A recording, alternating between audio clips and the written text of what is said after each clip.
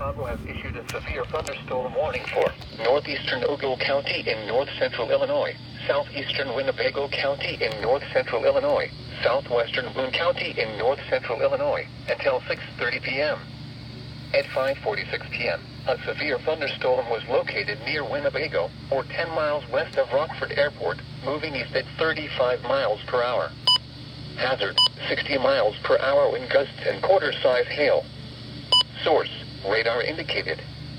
Impact, hail damage to vehicles is expected. Expect wind damage to roofs, siding, and trees. Locations impacted include Rockford, Belvedere, Loves Park, McChesney Park, Rockford Airport, Cherry Valley, Winnebago, Timberlane, Caledonia, Davis Junction, and New Milford. For your protection, move to an interior room on the lowest floor of a building.